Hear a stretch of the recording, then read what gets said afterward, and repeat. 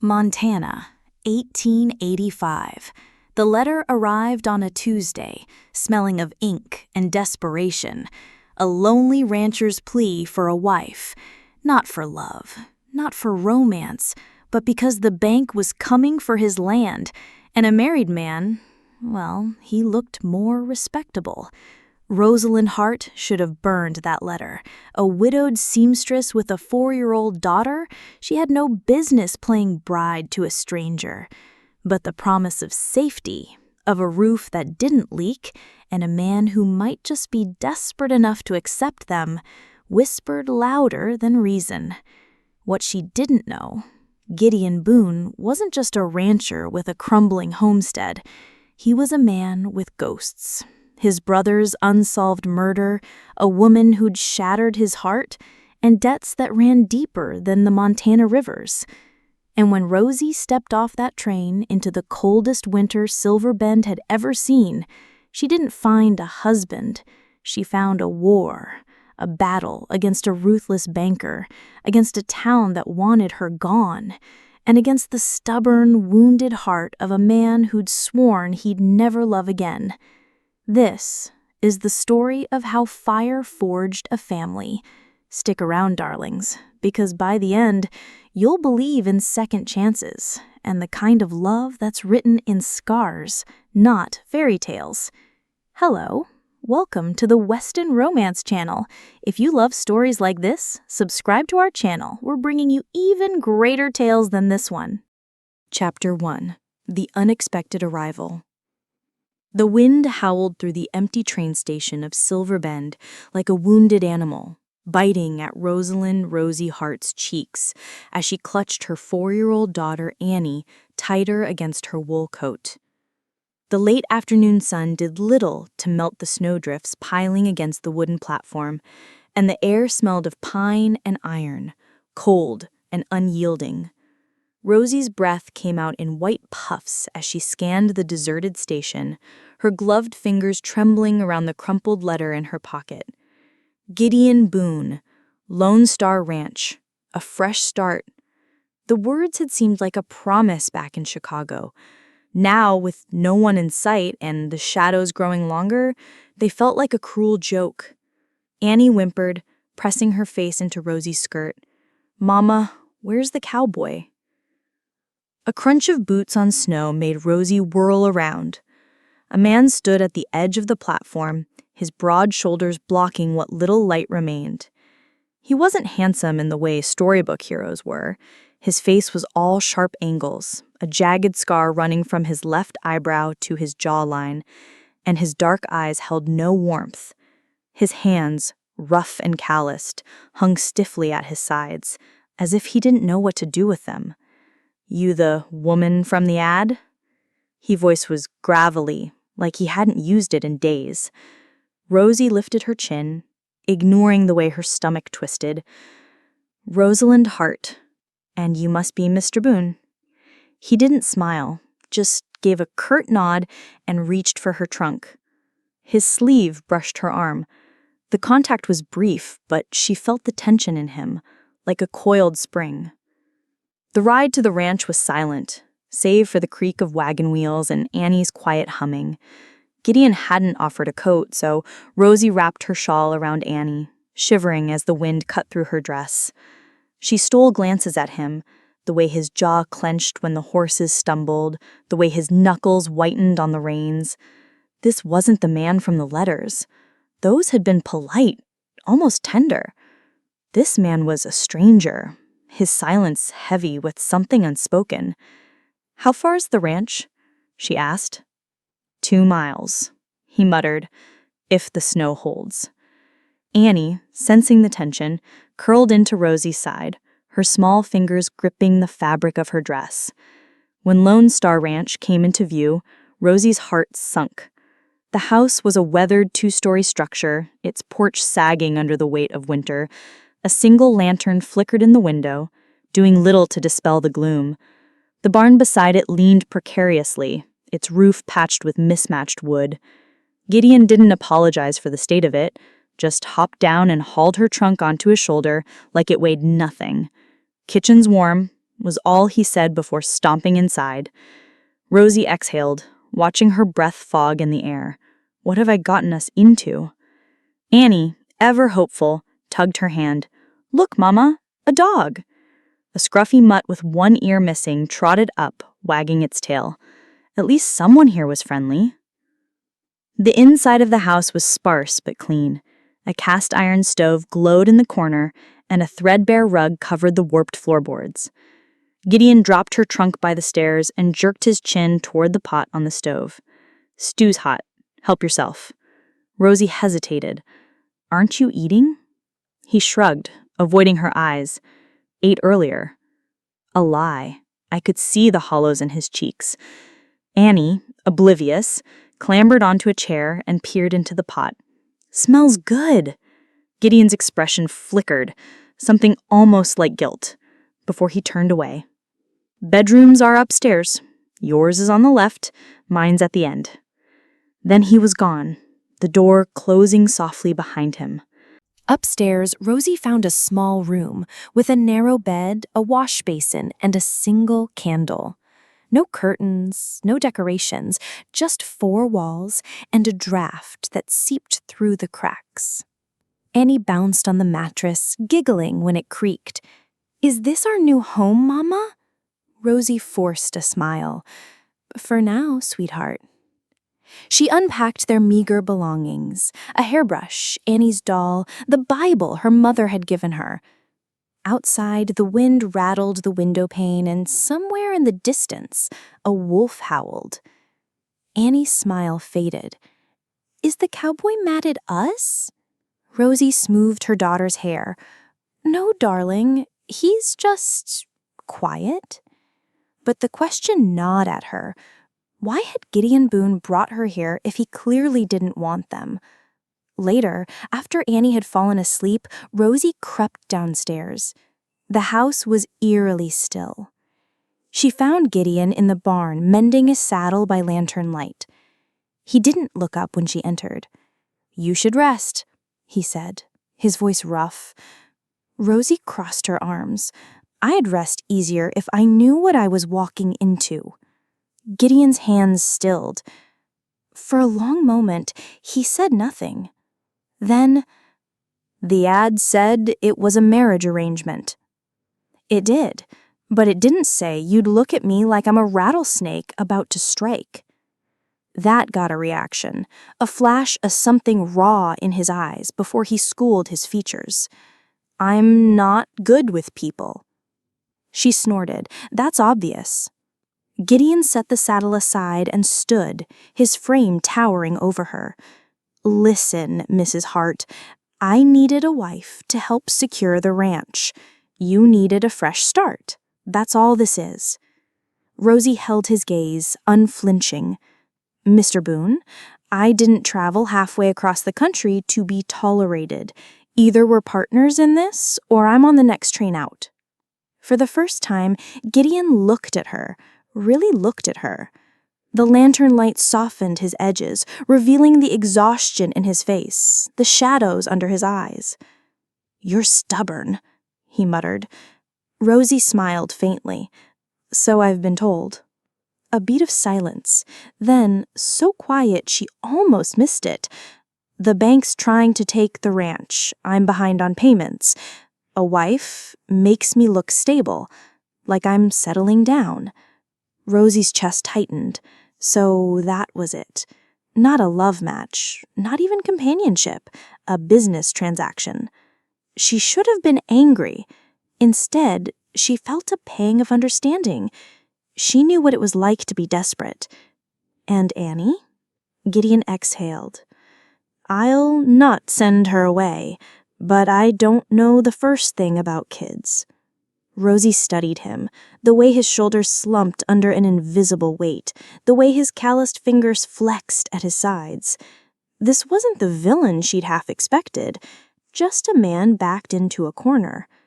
Then we'll figure it out, she said softly. Gideon blinked, as if surprised by her answer. Outside, the wind howled again, but the barn felt strangely still. Finally, he gave a slow nod. breakfast at dawn. Don't be late." And just like that, the moment passed.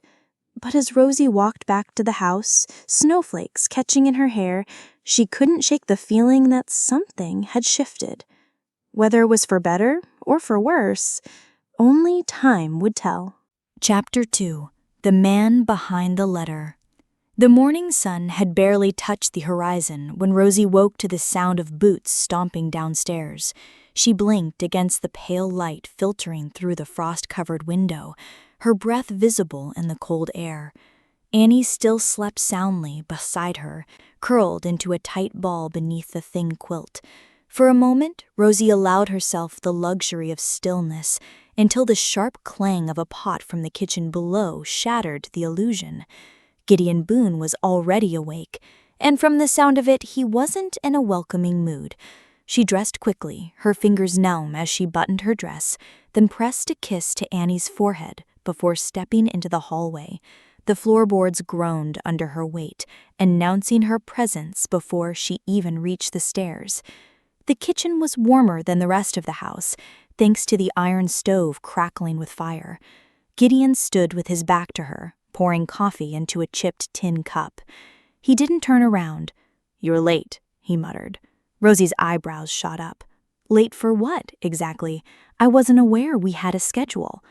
He finally glanced over his shoulder, his dark eyes unreadable. "Sun-up's when work starts, always has been." She resisted the urge to roll her eyes. The letters had described a man of quiet charm, someone who longed for companionship. This Gideon was as warm as the Montana winter outside. "Well," she said, reaching for the coffee pot, "I'll suppose I'll have to learn your rules." His hand shot out, stopping her before she could pour. "That's mine." Rosie met his gaze, unflinching. "And the other cup?" His jaw tightened. "Don't have one." Silence settled between them, thick and uncomfortable. Rosie turned her attention to the pantry, which held little more than a sack of flour, some dried beans, and a few strips of salted meat. "This is all you have?" Gideon took a long sip of his coffee. "Ain't been to town in a while." She bit back a sharp reply. The man was clearly used to living like a hermit, but she had a child to feed. "Fine," she said, squaring her shoulders. "Then we'll make do." Gideon studied her for a long moment, as if trying to figure her out. Finally, he exhaled sharply. "There's eggs in the coop, cows out back. If you're staying, you'll earn your keep." Rosie didn't flinch. "And what exactly does earning my keep entail?" His gaze flickered to the door, where the first light of dawn painted the snow in pale gold. "Today, feeding the stock, mending fences, and staying out of my way." The sound of small footsteps interrupted them. Annie appeared in the doorway, her hair a tangled mess, clutching her worn doll. "Mama, I'm hungry." Gideon stiffened, as if the child's presence physically pained him. Rosie knelt, smoothing Annie's hair. "I'll make you something, sweetheart, unless that's against the rules, too." He muttered something under his breath and stalked out, the door slamming behind him. Annie's lower lip trembled. "Is the cowboy mad at me?" Rosie pulled her close. "No, darling, he's just not used to having people around." After a breakfast of scrambled eggs and the last of the bread, Rosie bundled Annie into her coat and stepped outside. The ranch stretched before her, vast and unforgiving. The barn leaned slightly to one side, its paint peeling, and the fences sagged in places. A few scrawny cattle huddled together in the distance. It was a far cry from the prosperous ranch Gideon's letters had described. Near the corral, Gideon was wrestling with a tangled coil of wire, his muscles straining under his sweat-dampened shirt. He didn't look up as she approached. "Annie can stay in the house," Rosie said. "I'll help with the fences." Gideon scoffed. "You ever mend a fence before?" "No," she admitted, "but I learn fast."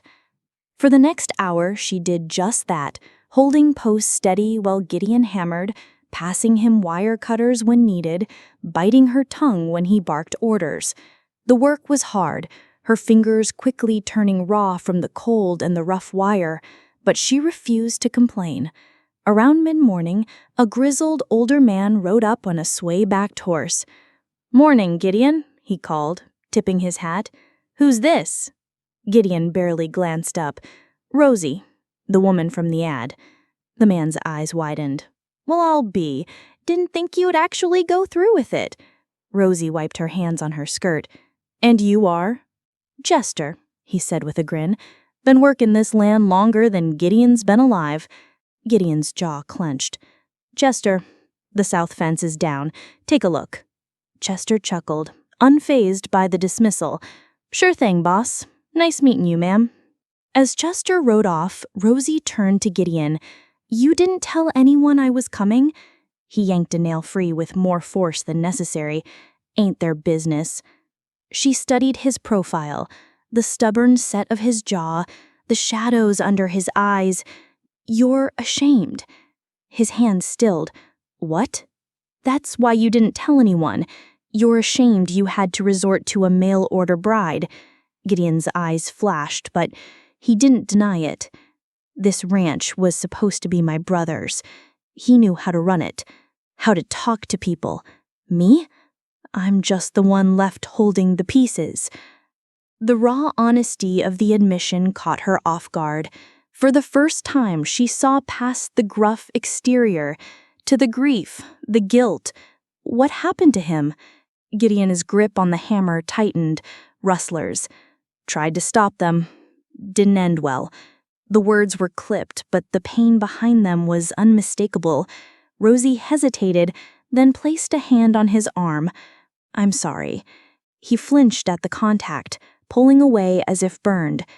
"Don't." The rejection stung, but she understood. Some wounds ran too deep for comfort. They worked in silence until noon, when Annie came running out, Rusty the dog at her heels. "Mama, I'm bored." Gideon tensed at the noise, but before Rosy could intervene, Annie skidded to a stop in front of him, holding up a broken doll limb. "Mr. Cowboy, can you fix her?" For a heartbeat, no one moved. Then, to Rosy's astonishment, Gideon knelt, examining the doll with surprising gentleness. "Ain't much of a carpenter," he muttered, but he took the doll anyway. Annie beamed. "Thank you." Gideon's expression softened, just for a second. Then he cleared his throat and stood, back to work. But as Rosy watched him walk away, she couldn't help but wonder, was there more to Gideon Boone than he let on? Chapter 3. Secrets at the Ranch. The ledger fell open with a thud when Rosy accidentally bumped Gideon's desk, its pages filled with columns of red ink and angry scribbles. She hadn't meant to pry, but the words "Final Notice" glared up at her from the top page, dated just 2 weeks before her arrival. Behind her, floorboards creaked. She whirled around to find Gideon frozen in the doorway, a bucket of water in his hand, his expression turning stormy. "That ain't yours to look through," he growled, stomping forward to snatch the book away. Rosy stood her ground. "How bad is it?" The muscle in his jaw twitched. "Bad enough." Later that afternoon, while Annie played with Rusty near the chicken coop, Rosy followed the overgrown path behind the barn that Gideon had taken. The trail led to a small fenced plot with 3 wooden crosses, 2 weathered gray with age, the third still showing fresh-cut wood grain. Gideon knelt there, his hat in his hands, shoulders hunched against some invisible weight. Rosy hesitated, but the sight of this hardened man brought low made her step forward. "Your family?" she asked softly. He didn't turn. "Parents, and Elias." The name hung between them, his brother, the one who was supposed to inherit all this. The story came out in broken pieces as the sun dipped behind the mountains. Elias had been the charming one, the one who could talk creditors into extensions and neighbors into trading favors. Then last spring, Gideon's voice turned gravelly, he rode out after rustlers. Didn't come back. Rosy studied the fresh cross. No dates, no epitaph, just Elias Boone, carved roughly into the wood. And the ranch? Gideon's laugh was bitter. "Turns out charm don't pay bills." Left me with debts and a dying dream. A gust of wind rattled the aspen leaves overhead, and for the first time, Rosy saw the depth of the burden he carried. Not just land and cattle, but failure. Back at the house, Annie's laughter rang out as Rusty licked her face. Gideon paused on the porch steps, watching. Something flickered across his face, not quite a smile, but close. "That mutt never took to Elias," he muttered. Caught the unspoken comparison, the dog accepted Annie where Gideon still held back. Inside, she found Annie's drawings pinned to the wall, crude stick figures of Mama, me, and a tall man labeled Mr. Cowboy. The lump in Rosy's throat surprised her. The next morning, Rosy found a cigar box hidden under a loose floorboard in the bedroom, Gideon's handwriting on top, Elias's things. Her fingers hovered. This wasn't hers to see, but the ranch's survival might depend on understanding. Inside, she found newspaper clippings about cattle thefts, a pawn ticket for a gold watch, and a folded letter with the bank's seal. The words "foreclosure notice" jumped out, dated the day before Elias's death. Her breath caught. Had his brother's final ride been about more than rustlers? Downstairs, Gideon was repairing a harness at the kitchen table. Rosy set the box in front of him. His knuckles whitened around his tools. "You went through my things." Not a question, an accusation. "I found answers," I countered. Elias was desperate. "Did he—" "Don't." Gideon's voice cracked like a whip. "You don't know nothing about it." The raw pain in his eyes stopped her cold. Annie chose that moment to bound in, Rusty at her heels. "Look, I taught him to shake." The dog obediently lifted a paw. Gideon's anger visibly deflated. He reached out, slowly, and ruffled Annie's hair. "Good job, kid." Later, as Rosy washed dishes, she glimpsed Gideon through the window, standing at the graves again, the cigar box in his hands. He lifted something small and metallic, the pawn ticket, before tucking it into his shirt pocket. That night, his usual spot on the porch was empty. She found him in the barn, staring at an old branding iron with the initials E.B. He wasn't a thief, just made bad choices. Rosy sat beside him on the hay bale. We all do. For the first time, their silence felt comfortable rather than charged. Come morning, Gideon was gone before dawn, off to town, Chester said. Rosy busied herself mending clothes, her mind racing. Had she pushed too far? But at noon, the sound of wagon wheels made her rush outside. Gideon jumped down, his arms loaded with supplies, flour, sugar, even a small sack of candy. Sold some stock, then quieter, and Elias's watch. Rosy's eyes widened. "You didn't have to." "Yes, I did." He thrust the candy at Annie, who squealed and hugged his leg. Gideon stiffened, then awkwardly patted her back. "Good job, kid." That evening, as Rosy tucked Annie into bed, the child whispered, "Mr. Cowboy smiled today." Outside, Gideon sat on the porch, cleaning his revolver by lantern light. When Rosy joined him, he didn't pull away. The night was quiet, except for the crickets and the distant call of an owl. "I'll ride to the bank tomorrow, see about renegotiating." It wasn't an apology, nor full honesty, but it was a start. Rosy nodded, watching the stars. Somewhere beyond the pasture, Rusty barked at the moon, and for the first time since arriving at Lone Star, she felt something like hope. Chapter 4. The Fragile Contract. The bank notice arrived at noon, its crisp parchment stark against the rough-hewn kitchen table. Gideon stood motionless as Rosy read the words aloud. 30 days to settle arrears or foreclosure proceedings will commence. The silence that followed was thicker than the winter stew simmering on the stove. Annie, sensing the tension, hid behind Rosy's skirts, her small fingers clutching the fabric. Gideon exhaled sharply, his calloused hands flattening against the wood grain. "There's a way," he said at last, his voice low, "but you ain't gonna lack it." Rosy stiffened. "Try me." The proposal was blunt, stripped of any pretense of romance. "We marry, properly," Gideon said, pacing the cramped kitchen like a caged wolf. "The bank sees a stable household, might extend the loan, and the town—" He trailed off, but Rosie understood. Silverbend already whispered about the mysterious woman at Lone Star Ranch. A wedding band would shield her from the worst of their gossip. The practicality of it stung more than she expected.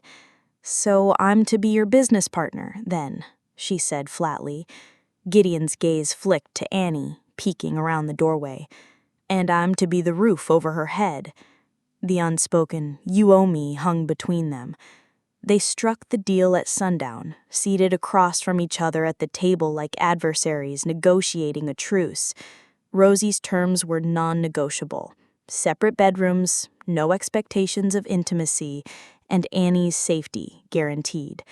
Gideon agreed with a curt nod, then slid a worn Bible across the table, the only witness to their pact. "We'll ride to town tomorrow," he muttered. "Pastor Eli can do the paperwork." The way he said it, paperwork, not ceremony, made Rosie's throat tighten. She'd dreamed of a wedding once, long ago. White lace, promises, not this cold transaction. The ride to Silverbend the next morning was shrouded in frost and silence. Annie, wedged between them on the wagon bench, chattered about Rusty's new trick, while Gideon stared straight ahead, his jaw set. Townsfolk turned to stare as they passed, women in bonnets whispering behind gloves, men tipping hats with false smiles. Rosie held her chin high, but her nails dug into her palms. Pastor Eli's tiny chapel smelled of beeswax and pine, the warmth a stark contrast to Gideon's icy demeanor. The elderly pastor studied them over his spectacles. "This what you truly want, son?" Gideon's "yes, sir" was barely audible. The vows took less than 5 minutes. No flowers, no music, just Rosie's trembling voice repeating words that felt like ashes in her mouth, and Gideon's rough hands fumbling the ring onto her finger, a simple silver band he'd likely bought at the mercantile that morning. When Pastor Eli pronounced them man and wife, Annie clapped gleefully. Gideon didn't kiss his bride. Outside, snow began to fall as they mounted the wagon. "Mrs. Boone," the storekeeper called with a smirk, tossing Gideon a sack of flour. "Congrats." The title settled over Rosie like a borrowed coat, ill-fitting and strange. That night, the ranch house creaked with unspoken tension. Gideon hauled an extra mattress into the spare room without being asked, his movements brusque. Rosie tucked Annie into bed, smoothing her hair longer than necessary. "Is Mr. Gideon our family now?" the child whispered. Rosie forced a smile. "In a way, sweetheart." Downstairs, she found Gideon staring into the fire, a half-empty whiskey bottle at his elbow. She cleared her throat. "About the sleeping arrangements." "I keep my word," he interrupted, not turning around. The flames cast shadows across the fresh marriage license on the mantel, their names side by side in smudged ink. The cold seeped through the walls as Rosie lay awake in her narrow bed, listening to the wind howl. Somewhere below, a floorboard groaned, Gideon pacing. She wondered if he regretted it already. The thought shouldn't have hurt, but it did. Just as sleep finally claimed her, a sound jerked her upright, a muffled cry from Gideon's room. She hesitated, then crept down the hall. Through the cracked door, she saw him thrashing in bed, his face contorted. "Elias, no," he choked out. Rosie stepped back, her heart pounding. Whatever ghosts haunted Gideon Boone ran deeper than debts or rustlers. Dawn brought an uneasy truce.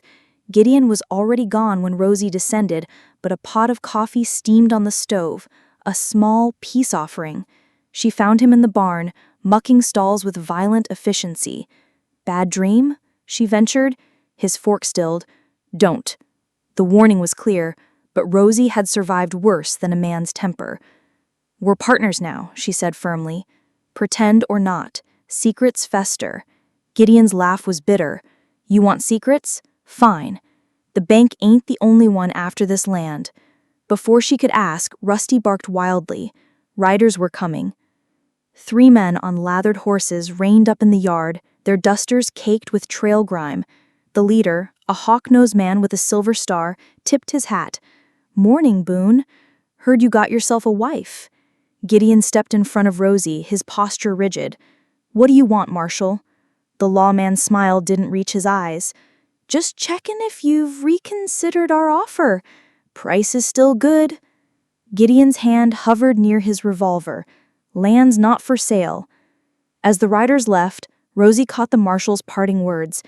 "Pretty wife you got there. Be a shame if something happened." That evening, Gideon didn't retreat to the barn as usual. He sat at the kitchen table, cleaning his colt with methodical care.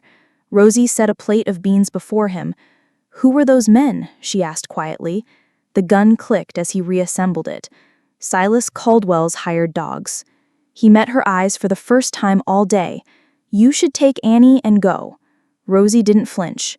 "We made a deal." For a heartbeat, something flickered in Gideon's gaze. Not gratitude, not affection, but perhaps the faintest spark of respect. Outside, the first snow of December began to fall, sealing Lone Star Ranch in fragile, temporary peace. Chapter 5. The Distrustful Town.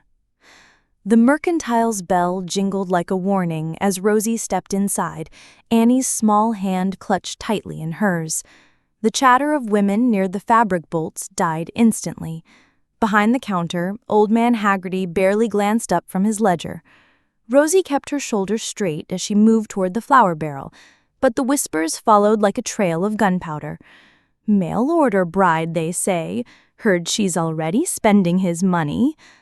Annie tugged her sleeve. "Mama, why are they staring?" Rosy forced a smile. "Just curious, sweetheart."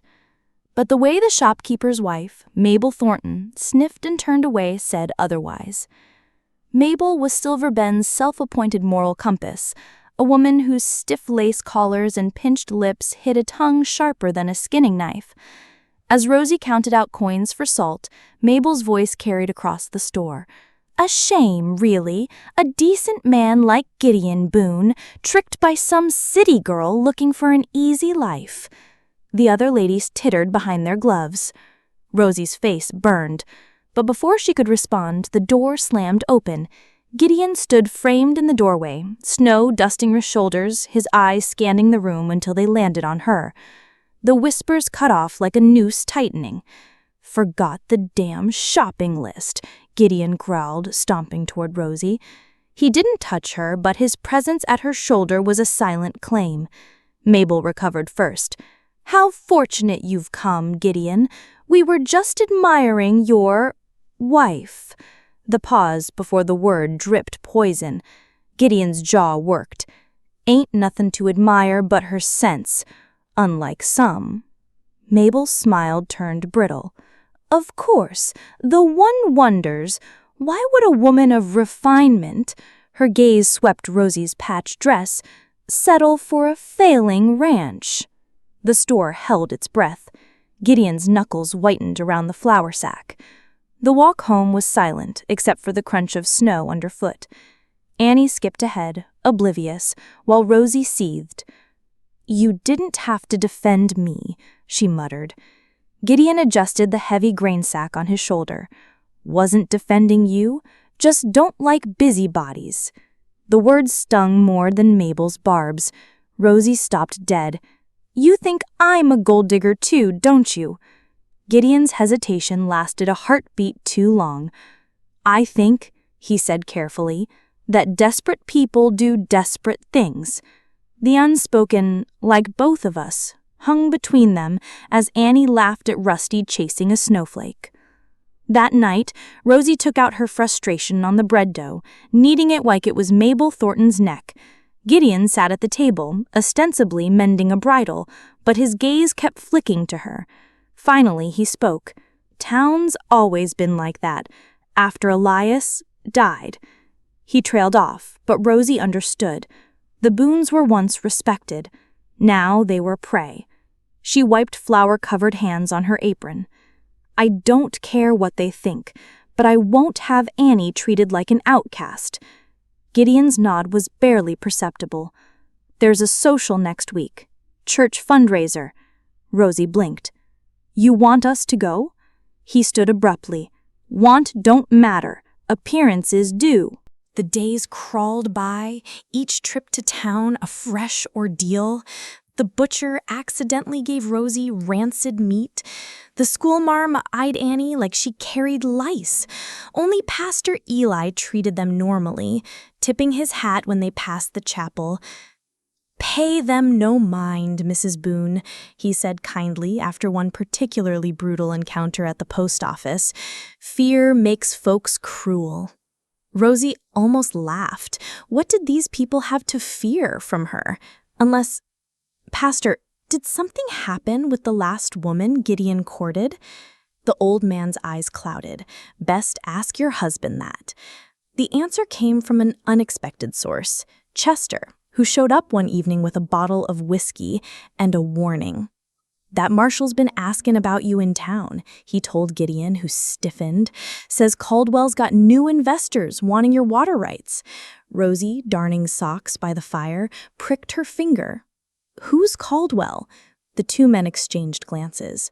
"Silas Caldwell," Gideon finally said. "Owns the bank and half the territory." Chester spat into the fire. His daughter Lillian was supposed to marry Gideon, for the rustling ruined everything. The needle slipped from her grasp. So that was the woman in the portrait. The social arrived under a rare blue sky. Rosy wore her least mended dress. Annie's hair was braided with ribbons, and even Gideon had scrubbed his neck. The church hall fell silent when they entered. Mabel Thornton stood by the punch bowl like a general surveying troops. "How quaint you could join us," she trilled. Gideon's hand settled at the small of Rosy's back, a gesture so unexpected she nearly jumped. "Wouldn't miss it," he said evenly.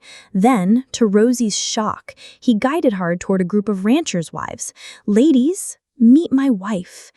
The emphasis on wife was a gauntlet thrown. The evening unfolded in surreal vignettes, Gideon making stiff small talk, Annie charming the elderly pianist into letting her plink keys, Rosy enduring backhanded compliments about her bravery in marrying a Boone. Then, Lillian Caldwell arrived, dressed in silk the color of money, her golden curls perfect. She made straight for Gideon. "How domestic you've become," she purred, ignoring Rosy entirely. Gideon's smile was ice. "Lillian, heard you married the railroad man." Her tinkling laugh drew eyes. "And you married help. How fitting." Rosy's teacup trembled, but before she could retort, Annie barreled over, clutching Gideon's leg. "Mr. Gideon, the music's starting." The ride home was thick with unspoken words. Annie slept against Rosy's shoulder, exhausted from dancing. Gideon stared straight ahead, the set of his job betraying his turmoil. Finally, Rosy broke. "You loved her." It wasn't a question. Gideon's grip on the reins tightened. "Thought I did. Turns out she only loved land with prospects." The raw honesty startled her. Somewhere in the pines, an owl called. "And us?" Rosy dared to ask. "What are we?"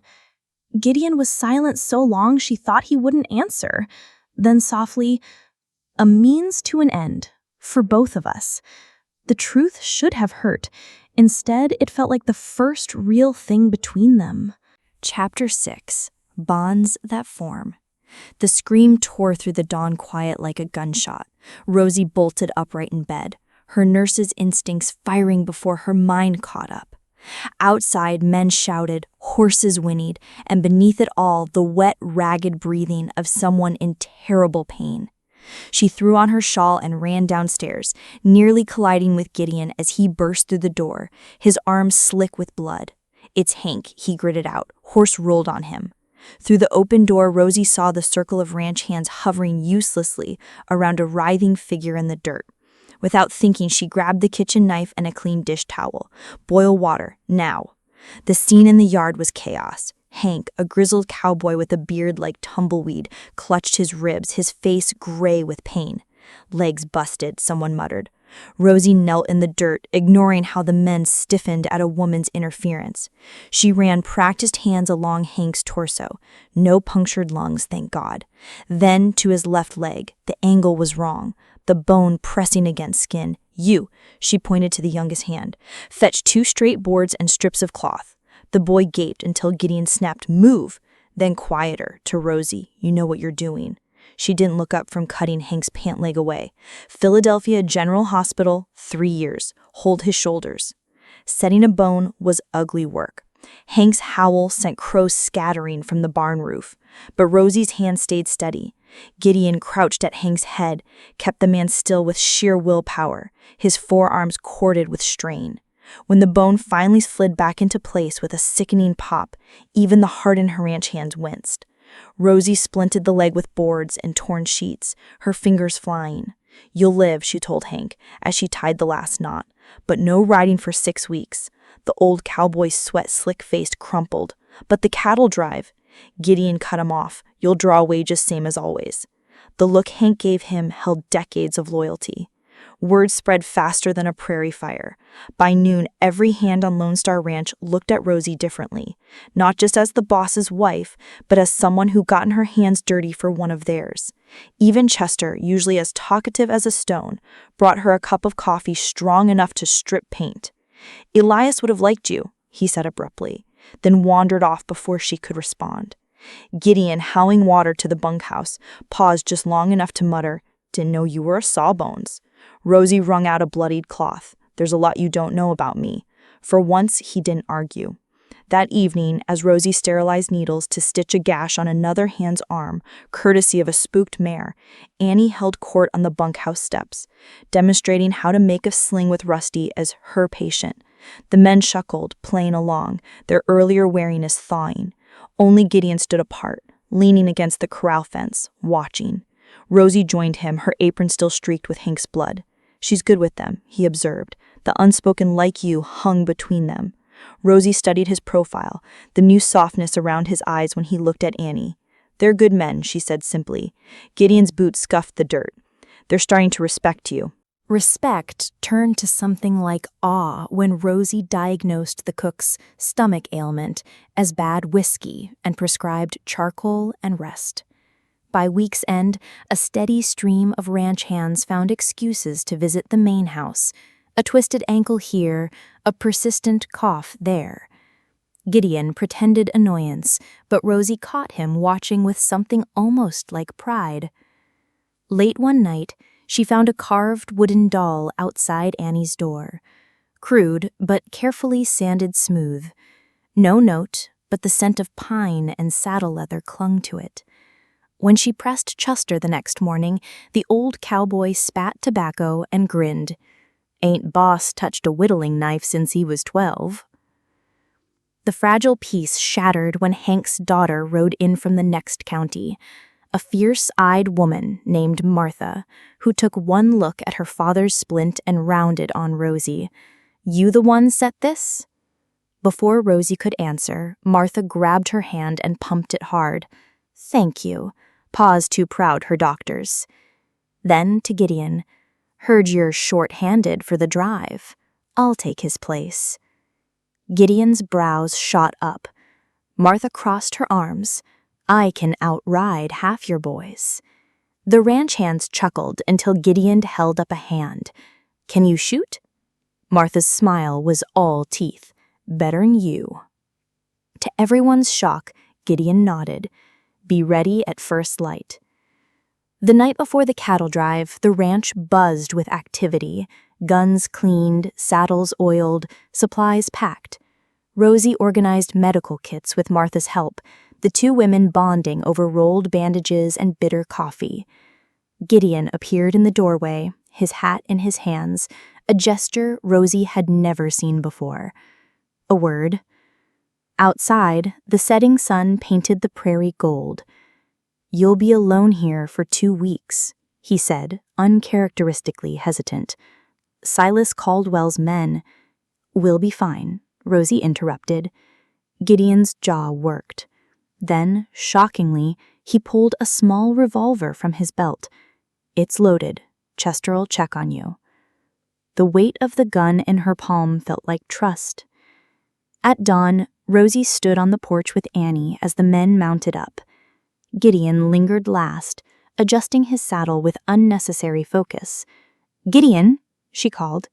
He turned, his face in shadow under his hat brim. Rosie stepped forward and pressed a carefully wrapped bundle into his hands, clean bandages, a tin of her pain salve, and a St. Christopher medal she'd carried since nursing school. "For luck," she murmured. Gideon stared at the items like they were written in a foreign language. Then, so quietly only she could hear, "Keep the door barred." As he rode away, Martha winked at Rosie. "Don't worry, ma'am. We'll bring him back in one piece." The ranch felt cavernous without the men. Rosie filled the silence by teaching Annie to bake biscuits, airing out Gideon's room, though she'd never admit it, and tending to the small vegetable garden. At night, she slept with the revolver under her pillow, and Annie curled close. On the 5th evening, as she checked the horizon for the 100th time, Chester's voice made her jump. "He's all right, you know." The old cowboy stood at the foot of the steps, chewing his usual wad of tobacco. "The boss ain't lost a drive yet." Rosie pretended to adjust her shawl. "I wasn't," Chester spat and grinned. "Sure you weren't." Above them, the first stars winked to life, watching over the empty prairie. Chapter 7. The Haunting Past. The attic smelled of dust and old grief. Rosie balanced on the rickety stool, reaching for the box of winter blankets Gideon had mentioned, when her elbow knocked against a small chest hidden behind a rafter. It tumbled open at her feet, spilling yellowed letters and a daguerreotype. A younger Gideon, clean-shaven and smiling beside a golden-haired woman in a lace-trimmed dress. Lillian. The name slithered through Rosie's mind like the rustle of a silk skirt. The woman's hand rested possessively on Gideon's arm, her smile sharp enough to cut glass. Beneath the portrait lay an invitation edged in gold. "Miss Lillian Caldwell and Mr. Gideon Boone request the pleasure of your company for their wedding." The date was 5 years past. A floorboard creaked below. Rosie shoved the items back, but not fast enough. "Find what you needed?" Gideon stood in the attic doorway, his frame blocking the thin light. His gaze dropped to the open chest, and his expression hardened like quickset cement. For a heartbeat, neither moved. Then Annie's voice floated up from the yard. "Mr. Gideon, Rusty caught a rabbit!" breaking the spell. Gideon snatched the chest, his voice dangerously calm. "This ain't yours." Rosie wiped dusty hands on her apron. "I didn't mean to pry." His laugh was brittle. "Funny how that keeps happening." The tension lingered through supper, Gideon chewing each bite like it offended him. Annie, oblivious, chattered about teaching Rusty to play dead. When the child scampered off to bed, Rosie finally broke. Who was she? Gideon's chair clattered onto his plate. No one. She didn't look like no one in that picture. His chair screeched as he stood. "You want a story? Fine. Rich girl, pretty promises, then the drought killed half my herd, and suddenly I wasn't worth the dirt on her shoes." He yanked his coat from the peg. "Happy now?" The door slammed so hard the lantern flickered. Rosie found Chester in the barn, mending a saddle by lamplight. The old cowboy took one look at her face inside. "Did he tell you about Lillian?" She shook her head. Chester spat into the hay. Girl was honey on the tongue, poison in the gut. Called off the wedding the day after Gideon buried his parents. Said no woman should chain herself to a sinking ship. His gnarled hands tightened on the leather strap. Elias was the only one kept him from doing something stupid. Rosie's stomach knotted. And then Elias died. Chester's silence was answer enough. The The wind picked up, howling through the barn cracks like a restless spirit. Rosy tucked Annie in extra tight that night, lingering over the child's peaceful face. Downstairs, she startled to find Gideon at the kitchen table, a half-empty whiskey bottle between them. He didn't look up. "Chester, talk your ear off." Rosy poured 2 cups of coffee, ignoring the liquor, and slid one to him. "Enough to know Lillian's father owns the bank trying to ruin you." Gideon's thumb traced the chipped rim of his cup. "Silas Caldwell don't just own the bank, he owns the marshal, the judge, and every crooked hand between here and the territory line." The confession hung in the air like gunsmoke. Rosy studied Gideon's profile, the new lines around his eyes, the gray flecking his dark stubble. This wasn't just about a broken heart. It was about a man who'd been systematically broken down. "Why didn't you tell me?" He finally met her gaze. "You'd have ridden out first day, knowing the storm you were walking into." Outside, an owl cried. Rosy pushed the coffee toward him. "I'm still here." Gideon stared at the cup like it held answers. Then, so quiet she almost missed it. "Why?" The question lingered until dawn, unanswered. Rosy busied herself with chores, but the attic's secrets gnawed at her. While Gideon rode fence lines, she returned to the chest, this time finding a newspaper clipping at the bottom. "Local rancher dies in rustler ambush. Elias Boone, 28. The date matched the foreclosure notice. Her fingers trembled. Had Elias been desperate or set up? That evening, Gideon returned to find Rosy at the kitchen table, the clipping and invitation laid out like evidence. For a long moment, he just stared. Then he did the unexpected. He sat. "Elias rode out alone that night, said he had a lead on our missing cattle. They found him at dawn with 2 bullets in his back." His fist clenched. "Marshall called it rustler trouble, but the cattle were never found." Rosy touched the faded newsprint. "You think Silas?" "I think the man who steals your water rights wouldn't blink at stealing your life." A log cracked in the fireplace, sending up a shower of sparks. Gideon's voice dropped to a whisper. "I should have gone with him." The raw guilt in those 5 words cracked something open in Rosy's chest. Without thinking, she covered his hand with hers. His fingers were ice cold. "You couldn't have known?" He didn't pull away. "That don't make it easier." Later, as Rosy banked the fire, she noticed Gideon hadn't taken the whiskey to bed. Instead, he'd left the newspaper clipping on the mantel, next to Annie's latest drawing of their family. The child had added a lopsided dog beside Gideon's stick figure. Somewhere in the dark, Rusty barked, and for the first time, Rosy let herself wonder if ghosts could be laid to rest. Chapter 8. Threat on the Horizon.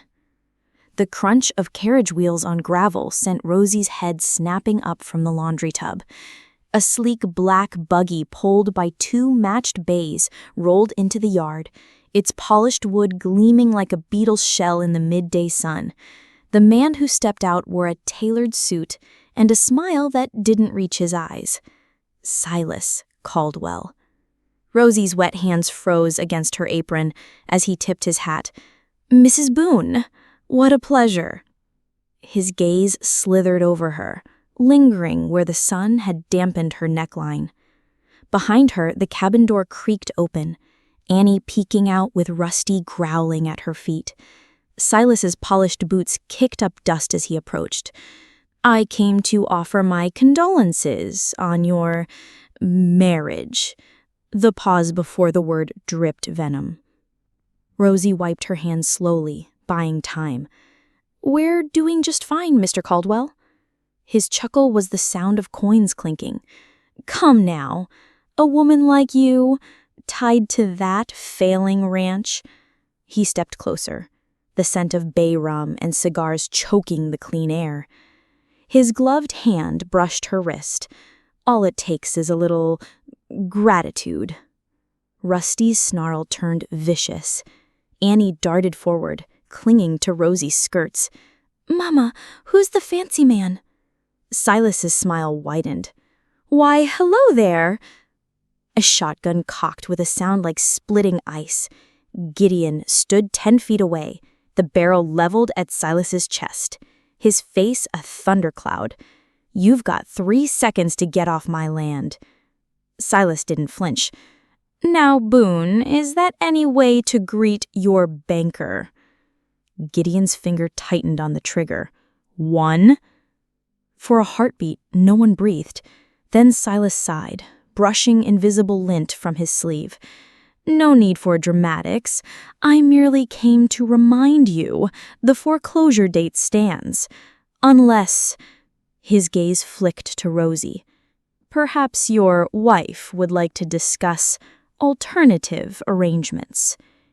Gideon moved like lightning. 1 stride, then the shotgun stock pressed under Silas's chin. "Say it."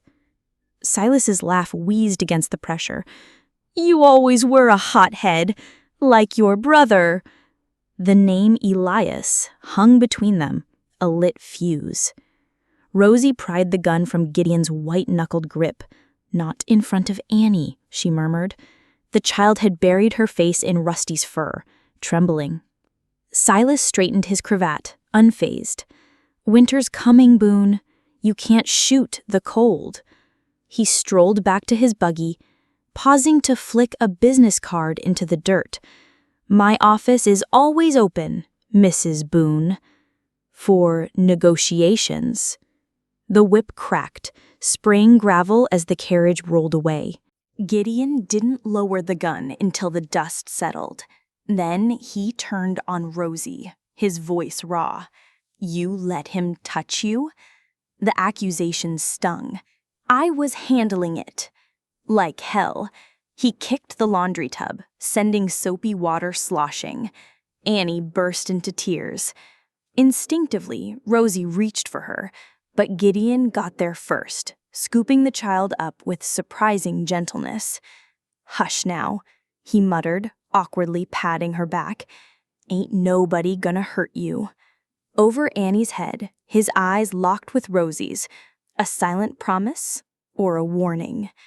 That night, Gideon didn't come to supper. Rosy found him in the barn, sharpening his skinning knife with violent strokes. "We need to talk." The whetstone screeched. "About what? How Silas wants you in his bed as interest payment?" The crudeness made her flinch, but she stepped closer. "About how we fight him, together." Gideon's laugh was bitter.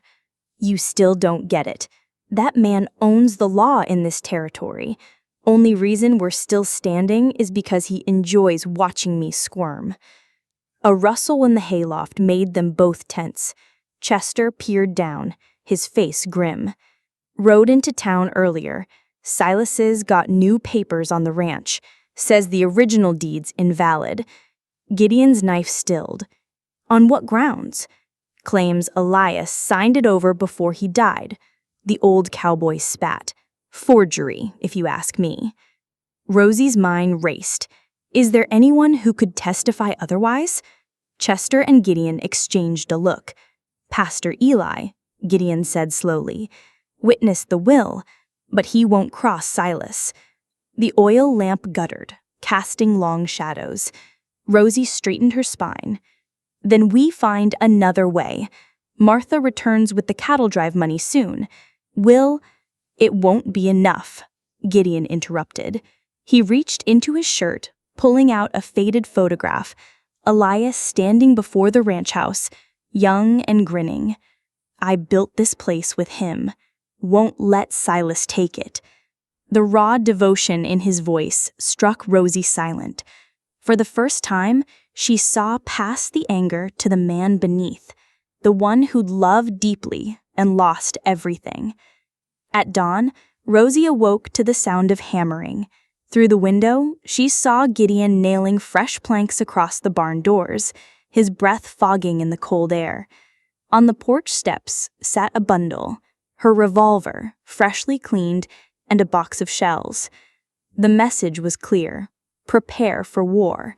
As she tucked the gun into her apron pocket, Annie's sleepy voice piped up, "Mama, is Mr. Gideon gonna send us away?" She watched him work, his movements fierce with purpose. "No, sweetheart. I think he's finally decided to let us stay." Chapter 9. Rosy's Decision. The acrid smell of burnt wood still clung to the air a week after the barn fire, mixing with the metallic tang of the new hinges Gideon had spent all morning hammering into the repaired doors. Rosy watched him from the kitchen window, his shirt plastered to his back with sweat, his movements sharp with barely contained rage. She knew that look, the same one he'd worn when Silas's men had ridden away laughing, their torches leaving scars on the land. The coffee pot trembled in her hand as she poured 2 cups. Time to stop pretending. Gideon didn't turn when she stepped onto the porch, though his shoulders stiffened at the creak of the floorboards. Rosy held out the coffee. "We need to talk about Silas." He took the cup, but didn't drink, his knuckles whitening around the tin. "Ain't nothing to talk about." The morning sun caught the fresh scar on his cheekbone from the firefight, a thin red line that made him look even more dangerous. Rosy took a steadying breath. He won't stop at burning barns. Next time it could be the house. Gideon's voice was gravel. Or you. Or Annie. He finally turned, his eyes shadowed under his hat brim. "You were right to think on leaving." The admission hit like a bucket of ice water. This wasn't the stubborn Gideon who'd argued with her over fence lines or laundry. This was a man who'd accepted defeat. Rosy set her cup down with a clatter. "So that's it? After everything, you're just handing him the ranch?" Gideon's coffee splashed onto the porch as he slammed the cup down. "You think I want to? The bank's got papers, the marshal's got bullets, and we've got nothing but pride in a 4-year-old who—" His voice broke as Annie's laughter floated from the yard where she played with Rusty. She saw it then, the real fear underneath the anger, not for himself, but for them. She stepped closer, her whisper fierce. "We have the cattle drive money Martha brought back. We have Pastor Eli's testimony about the will. We have—" "Nothing that'll stand against Silas." Gideon's roar sent birds scattering from the cottonwood. Annie looked up, her smile fading. He lowered his voice with visible effort. "Elias thought he could outsmart Caldwell too. Now he's dead, and I'm done risking lives for dirt and memories." The raw grief in those words stole Rosy's breath. For the first time she understood, this wasn't just about land, it was about the brother he'd failed to protect. The screen door squeaked open. Annie padded onto the porch, her sunbonnet askew, clutching a piece of slate. "I drawed us," she announced, thrusting it at Gideon. The crude sketch showed 3 stick figures, a tall one with a hat, Gideon, a smaller one with a dress, Rosy, and a tiny one with curls, standing beside a lopsided house. Rusty was a squiggle with ears. Gideon's calloused finger hovered over the drawing like it might burn him. "That's real nice, kid." Annie beamed. "Teacher says families stick together like glue." She scampered off after Rusty, leaving silence in her wake. Rosy watched Gideon's throat work as he stared at the slate. When he spoke, his voice was barely audible. "She called us a family." The words hung between them, fragile as a soap bubble. Rosy touched his arm, feeling the tension coiled beneath his skin. "She's not wrong." Gideon turned his face away, but not before she saw the sheen in his eyes. "If you stay, Silas will come harder. I can't—" He clenched his jaw. "I ain't Elias. I can't promise to keep you safe." Rosy stepped into his line of sight, forcing him to look at her. And I can't promise to obey like some docile wife, but I can promise this: Annie and I aren't leaving unless you come with us." The challenge in her voice sparked something in his gaze, a flicker of the old, stubborn Gideon. The moment shattered as hoofbeats pounded up the drive. Chester reined in his mare, his face grim. Riders coming, Caldwell's men, 6 of 'em, with the marshal. Gideon was moving before the words fully landed, snatching his rifle from the porch rack. Rosy grabbed his arm. "Wait, we do this together." For a heartbeat, he hesitated. Then he nodded toward the house. "Get Annie inside, load the shotgun." As Rosy hurried to obey, she caught sight of the slate drawing propped against the rocking chair. Gideon had tucked it carefully beside his toolkit, where he'd see it every morning. Not a surrender, but a silent vow: whatever came next, they'd face it as Annie had drawn them, together. The first gunshot cracked the afternoon air as she barred the door, her daughter's small hand clutching hers. Somewhere outside, Gideon Boone stood his ground, no longer a man with nothing to lose. Chapter 10. The Fire. The scream of panicked horses tore through the midnight silence, jolting Rosy from sleep. Before her feet hit the floor, the acrid stench of smoke seeped through the walls. She threw open the curtain to an orange nightmare, flames licking up the barn walls, sparks spiraling into the black sky like vengeful fireflies. Gideon was already sprinting across the yard, his bare chest gleaming with sweat as he wrenched the barn doors open against the heat. "Annie, stay here!" Rosy shoved a chair against the water pump to boost the child up. "Pump until your arms hurt." Then she grabbed the wool blanket soaking in the washtub and ran toward hell. The heat hit like a physical wall. Gideon emerged from the smoke leading 2 terrified mares, their eyes rolling white. "The others are trapped in back," he coughed, thrusting the reins at Rosy. She tied the animals to the hitching post and plunged the blanket into the horse trough. The water hissed as she draped it over her head. "I'm coming with you." Gideon's hand clamped her wrist. "Like hell you—" A beam crashed inside the barn, sending up a shower of embers. They locked eyes, no time to argue. Together, they charged into the inferno. Inside was chaos. The horses kicked at their stalls, screaming as flames devoured the hayloft above. Gideon tackled the stall latches, while Rosy soothed the animals with trembling hands, her voice steady against the roar of the fire. "Easy, girl, easy." One by one, they led the animals out, except for Gideon's prized stallion Midnight, trapped where the ceiling had collapsed. Without hesitation, Gideon shoved Rosy toward safety. "Go!"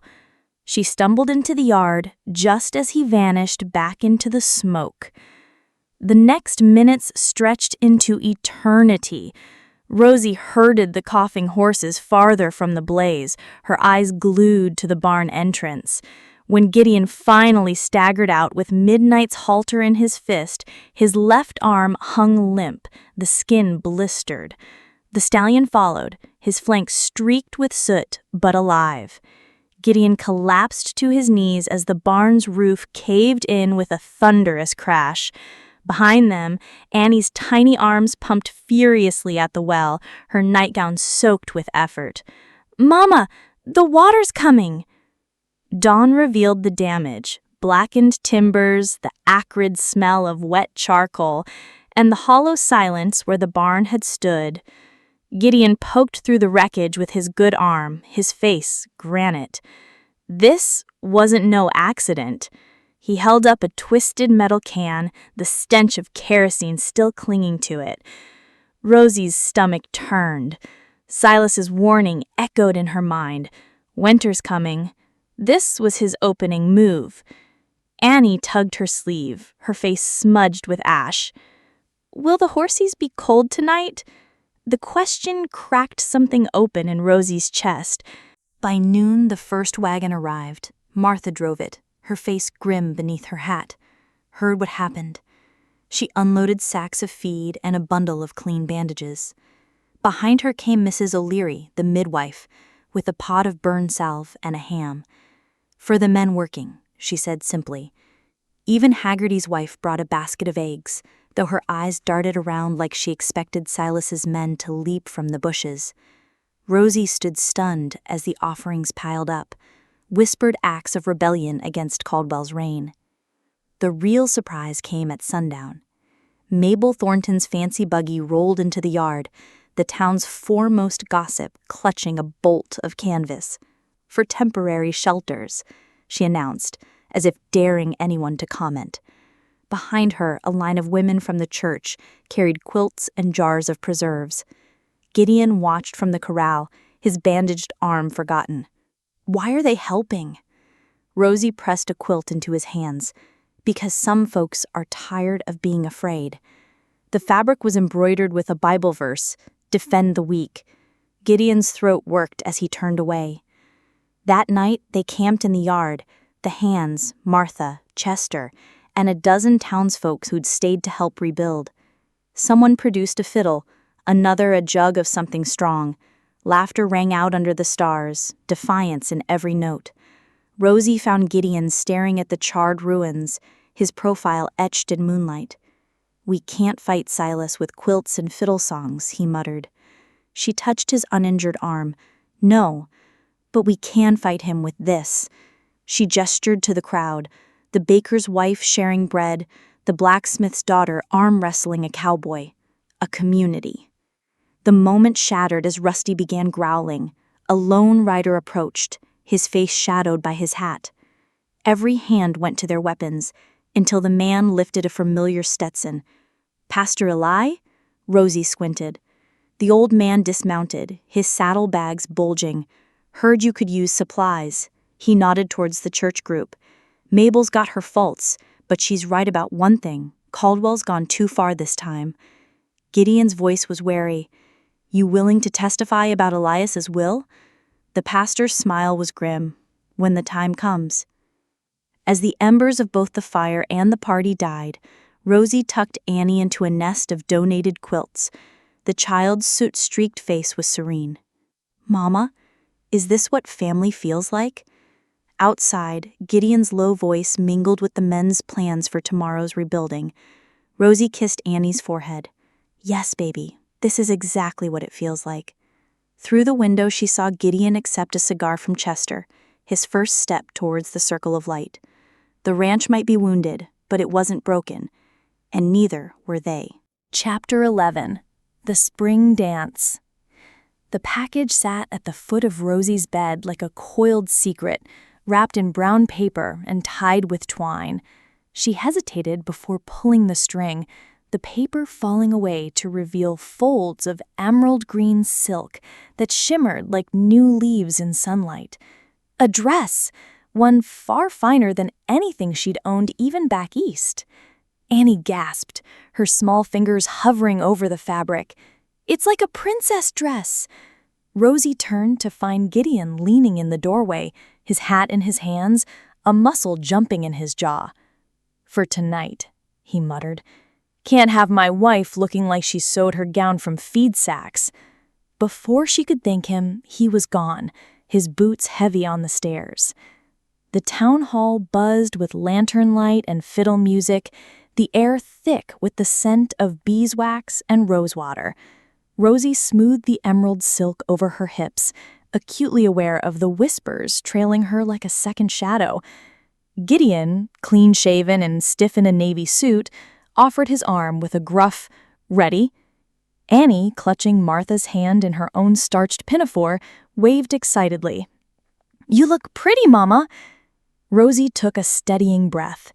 This wasn't just a dance. It was a declaration. The Boones weren't hiding anymore. Mabel Thornton's voice sliced through the murmur.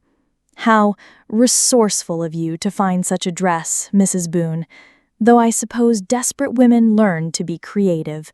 Her gaze flicked to Gideon, implying things that made Rosy's cheeks burn. Before she could retort, Gideon stepped forward, his voice carrying. Bought it at McCrady's in Cheyenne, $50. The outrageous sum silenced the room. He held out his hand to Rosy. Dance with me. The waltz was clumsy at first. Gideon moved like a man more accustomed to wrestling steers than guiding a woman across a floor. But when Rosy stumbled over his boots, his arm tightened around her waist, pulling her flush against him. Sorry, he muttered. She looked up to find his eyes dark with something that had nothing to do with apology. Around them, couples gaped. No one had seen Gideon Boone dance since Lillian Caldwell had thrown him over. The music swelled, and suddenly they weren't awkward anymore, just two bodies moving as one, the months of shared labor translating into unexpected grace. Between songs, Mabel materialized with lemonade and a smirk. You're giving Mabel an apoplexy. Sure enough, the woman was fanning herself furiously by the punch bowl. Gideon wiped his brow, his collar wilting. Never figured you could dance, Rosy teased. He leaned close, his breath warm on her ear. Never figured I'd want to. The words sent a shiver down her spine, just as Lillian Caldwell glided into the hall on the marshal's arm, her golden curls arranged to perfection. Lillian's laugh was a tinkling bell as she accidentally bumped Rosy's shoulder, sloshing punch onto the emerald silk. Oh dear, some stains never come out, do they? Gideon's hand fisted at his side, but Rosy smiled sweetly. Funny, I was just thinking the same about poor manners. The marshal chuckled until Gideon's glare silenced him. The tension broke when Annie came barreling over, her arms sticky with Kai. Mama, Pastor Eli says I can have thirds. The final dance was a reel, fast, reckless, and perfect for revenge. Gideon spun Rosy until her skirts flared, then dipped her low enough to scandalize the church ladies. As the last note faded, he didn't let go. The room held its breath as he cupped her face and kissed her, not the chaste peck expected at town gatherings, but a claiming, searing kiss that left her dizzy. When they parted, Mabel was swooning, Lillian was white with rage, and Annie was giggling behind her hands. "Does this mean Mr. Gideon loves you now?" she stage whispered.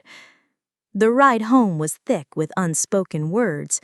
Martha slept against Martha's shoulder in the back of the wagon, while Gideon's thumb traced circles on Rosy's palm, a shocking, tender habit he'd somehow developed tonight. "That dress suits you," he offered awkwardly. Rosy laughed. $50, Gideon? Really? Moonlight caught his smirk. Worth every penny to see Mabel's face. They lapsed into comfortable silence, the crickets keeping time with the wagon wheels. The shot came out of nowhere, splintering the wagon sideboard. Gideon yanked Rosy down as another bullet whizzed overhead. "Ambush!" Martha shoved Annie into the footwell and drew her pistol. Gideon's Colt was already out, firing toward the dark tree line. A riderless horse bolted past. Silas's prized black stallion. Message delivered. The shooting stopped as suddenly as it began. Annie's whimper was the only sound. Gideon hauled Rosy against him, his voice raw. "Y'all right?" She nodded, her hand shaking. His next words chilled her more than the gunfire. "This ain't over." Back at the ranch, Gideon barred every door and window, his earlier softness gone. Rosy changed out of the emerald dress, her fingers lingering on the fabric. However tonight ended, one thing was clear. They'd drawn a line in the sand. As she blew out the lantern, Gideon's shadow filled the bedroom doorway. Without a word, he crossed to the bed and pulled her against his chest, his heartbeat steady under her ear. No more separate rooms, no more pretending. Outside, Rusty growled at the darkness, but for the first time, Rosy wasn't afraid. Let Silas come. They'd face him together. Chapter 12. Rosy's Secret. The nightmare came like it always did. a faceless grip twisting her wrist, Annie's muffled crying in the next room. Rosy woke with a gasp, her nightgown stuck to her back with sweat. Moonlight streamed through the window where Gideon now slept beside her, his steady breathing the only sound in the quiet ranch house. She slipped out of bed, careful not to wake him, and tiptoed to Annie's room. The child slept peacefully, one arm curled around Rusty's neck. Rosy's fingers hovered over the faint scar on Annie's forearm, the one left by a flying whiskey glass. The past never stayed buried. The kitchen floorboards creaked under Gideon's weight as he appeared in the doorway. Bad dream? The gentleness in his voice undid her. Rosy gripped the counter until her knuckles turned white. Not a dream, a memory. The coffee pot trembled as she filled it. Gideon stilled her hands with his own. Tell me. 2 words, simple as a prayer. The first rays of dawn painted the room in pale gold as Rosy whispered, "My first husband didn't die in an accident. I killed him." The confession hung between them, ugly and raw. Gideon didn't flinch. How? Rosy focused on the steam rising from the pot. He came home drunk again, angry that Annie had spilled his supper. Her thumb traced the old burn on her wrist where he'd held her to the stove. That night he went after her with his belt. I hit him with the iron skillet, just meant to stop him. The crack of skull against hearth still echoed in her dreams. He fell wrong, died before the doctor came. Gideon's silence stretched until she dared to look up. His eyes were dark with understanding, not judgment. You ran. It wasn't a question. Rosy nodded. The sheriff was his cousin. No one would believe a woman over a respected businessman. She'd taken Annie and the contents of the cookie jar, boarded a train west, and become someone else, a widow, starting over. Gideon exhaled sharply. That why you're always watching doors? Counting exits? The observation startled her. She hadn't realized he'd noticed. Outside, a meadowlark began its morning song, absurdly cheerful for the weight in the room. Gideon surprised her then. He sank to his knees on the rough kitchen floor, his calloused hands framing her face. Look at me, Rosy. When she did, he unbuttoned his shirt with deliberate slowness, revealing the thin white scars crisscrossing his chest. Lillian did this the day she left. Not with her hands, with her words. Called me a failure. Said loving me was like hugging a dead tree. His thumb brushed the tears she hadn't realized had fallen. I swore I'd never make a woman feel trapped like that.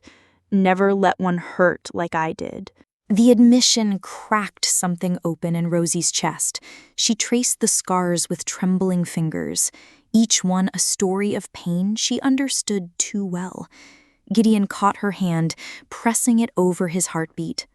Whatever comes, Silas, the law, hell itself, I won't leave you, won't let anyone hurt you or Annie again. The promise was too big, too dangerous to trust. Rosy opened her mouth to protest, but Annie's sleepy voice interrupted them. Mama, why is Mr. Gideon on the floor? The child stood in the doorway, her nightgown askew, clutching her ragged doll. Gideon didn't move away, didn't hide his scars or Rosy's tears. Just telling your mama something important, Sprout. Annie patted over and solemnly patted his head. Okay, can we have pancakes? The absurd normalcy of the request made a wet laugh bubble up in Rosy's throat. Gideon stood, lifting Annie onto his hip like he'd done it 1,000 times. Pancakes it is, but you gotta help flip 'em. As he set the child on the counter, his free hand found Rosy's, their fingers intertwining, a silent vow. While Gideon taught Annie how to pour batter, making more of a mess than actual pancakes, Rosy studied the way the morning light gilded them both. This man who'd seen her darkest truth and hadn't recoiled. This child who'd survived monsters and still trusted so easily. Her chest ached with something too big to name. Gideon caught her staring and raised a questioning brow. She shook her head, smiling through fresh tears. Some things didn't need words. The peace shattered when Martha rode in at noon, her face grim. Silas is gathering men at the saloon, says he's got new evidence about Elias's death. Gideon's jaw clenched. What kind of evidence? Martha's gaze flicked to Annie playing with Rusty in the yard. The kind that needs a lawyer, and fast. Rosy's blood ran cold. If Silas could fabricate proof against Gideon's brother, what might he do with her secrets? That night, as Rosy tucked Annie in, the child whispered, "Is Mr. Gideon our family now?" The question was a knife to the heart. Rosy smoothed the quilt. "Do you want him to be?" Annie nodded vigorously. "He makes you smile real smiles, not the fake ones." Downstairs, Gideon cleaned his revolver at the kitchen table, his scars hidden beneath his shirt, but his promise still ringing in the air. Rosy pressed a kiss to Annie's forehead. "Then yes, baby, he is. Whatever storm was coming, they'd face it. Not as strangers bound by convenience, but as a family forged in fire." The carriage hadn't even cleared the drive before Gideon was saddling midnight. "I'll drag the truth out of Elias myself," he snarled. Rosy blocked his path. "Think. If Silas has corrupted the pastor, walking into town guns blazing plays right into his hands." Gideon's grip on the reins turned his knuckles white. "Then what? Roll over and let him steal my brother's legacy?" Annie's small voice piped up from the porch. "Mama fixed Hank's leg. Can't she fix this?" The child's innocent logic hung in the air. Rosy exhaled sharply. "Annie's right. We fight smart." She turned to Martha. "You know every ranch hand within 50 miles. Would any have seen Elias in town that day?" Martha's eyes lit up. "Old Tom at the livery keeps records like a banker." Gideon shook his head. "Even if we prove the signature's fake, Silas owns the law." Rosy touched the ring box in her pocket. "Then we find better law." That night, the ranch house hummed with quiet urgency. Martha rode out to gather allies, while Chester oiled every firearm in the house. Gideon paced like a caged wolf until Rosy cornered him by the fire. "Look at me." When he finally met her gaze, she slid his mother's ring onto her finger. "I'm staying. Not for contracts or safety, but because this," she gestured to Annie, dozing on the rug, to the home they'd built together, "is worth fighting for." Gideon's kiss was desperate, his hands clutching her like a drowning man. Dawn brought an unlikely ally, Pastor Elias himself, slipping in through the kitchen door like a shadow. His collar was missing, his face haggard. "They threatened my granddaughter." He rasped and pressed a folded letter into Gideon's hand. "Elias's real will, hidden it all these years." The document named Gideon sole heir, with the chilling addendum, "If I die suspiciously, investigate Silas Caldwell." The pastor sagged into a chair. Heard Silas bragging once about paying men to dress as rustlers. Gideon's rage was a living sting, vibrating through the floorboards. Rosy gripped his arm. "We take this to the territorial governor." Martha burst in, her cheeks flushed. "Got news. The railroad surveyors are coming next week. Silas's land deal hinges on controlling your water rights." The pieces clicked. Rosy squeezed the ring on her finger. "Then we have until then to expose him." Outside, the wind howled through the canyon, carrying the promise of a storm. Gideon touched his forehead to Rosy's. "Together," she nodded. Whatever came next, they'd face it, not as pawns in Silas's game, but as a family armed with the truth. Chapter 13, The Real Proposal. The first snow of winter dusted the ranch like powdered sugar as Gideon led Rosy to the old oak tree at the property line, the one with their initials carved haphazardly beside Elias's faded ones. His calloused hands trembled as he turned her to face him, a vulnerability she'd never seen in this hardened rancher.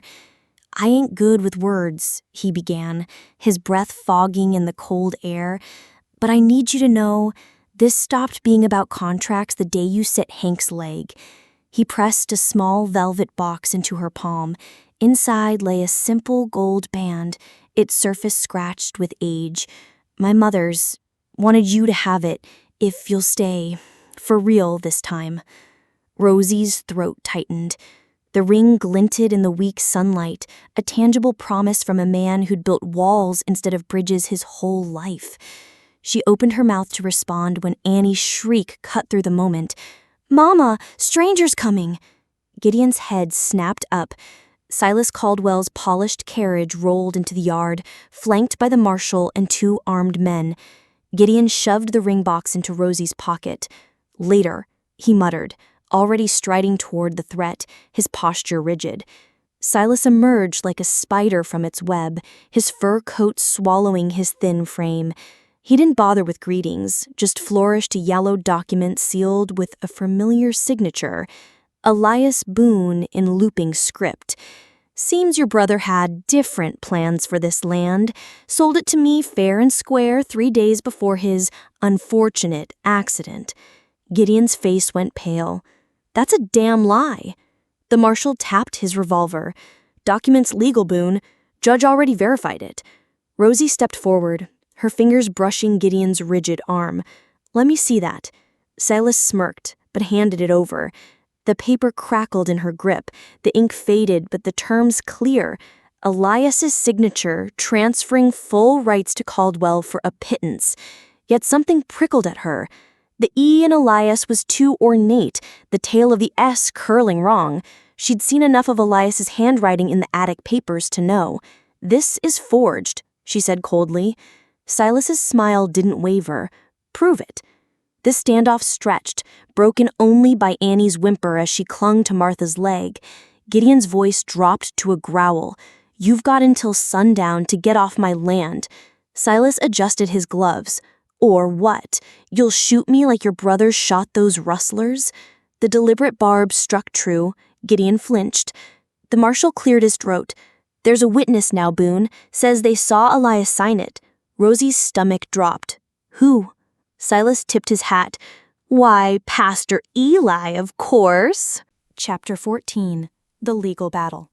The territorial courthouse smelled of lemon oil and desperation, its high ceilings amplifying every whisper as Rosy adjusted Gideon's borrowed necktie.